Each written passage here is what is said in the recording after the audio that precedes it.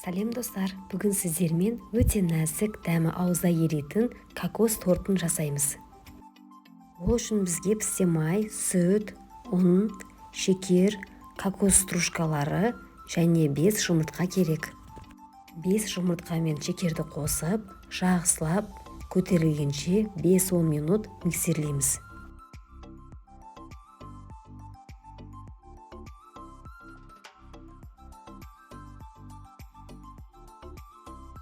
Жақсылап көтерілген соң үстіне сүт пен сұйық майды құйып, лопатканың көмегімен төменнен жоғары қарай жайлап араластырамыз. Ұнға қопсқышты қосып, жақсылап араластырып аламыз. Енді ұнды массамызға қосып, осы арада кокос стружкаларын да қосып, лопатканың көмегімен төменнен жоғары қарай жақсылап араластырамыз біріккенше. Массамыз отырып қалмау үшін жайлап араластырамыз.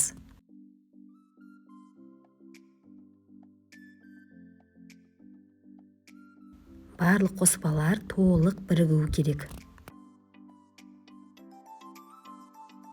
Пергамент қағаз төселген формаға массамыздың 1/3 бөлігін құйып, 150 градуста 10 минутта пісіріп аламыз. Дәл осылай қалған массамызды 2-ке бөліп пісіріп аламыз. Соңында бізде 3 корж шығу керек.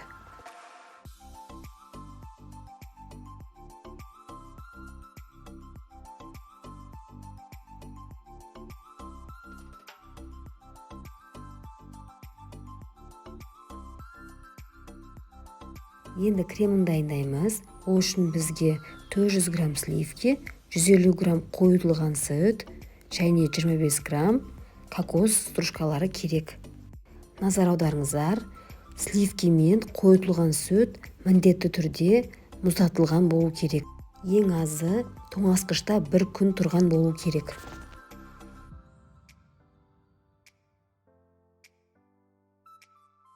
Енді жақсылап крем болғанша миксерлейміз. Креміміз дайын, видеода көрсетілгендей сәл сұйықтау болады. Дайын болған корждарымызды формаға салып, кремді құйып, тортты жинаймыз.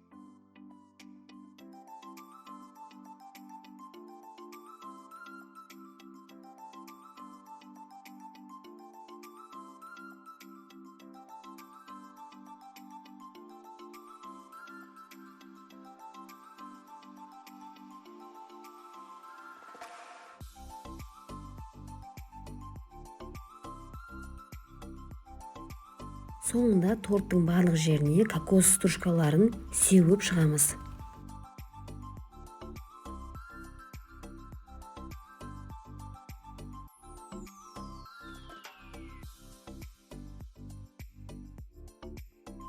Торттың бетін қалауларыңызша сәндесеңіздер болады. Сосын тоңазытқышқа 1 сағатқа қоямыз. Міне тортымыз дайын болды. Дәмі ерекше, өте нәзік, ауызда ериді. Жасалу жолы оңай, құрамы өте қолжетімді. Жасап көріңіздер, сіздерге ұнайтынына сенімдімін.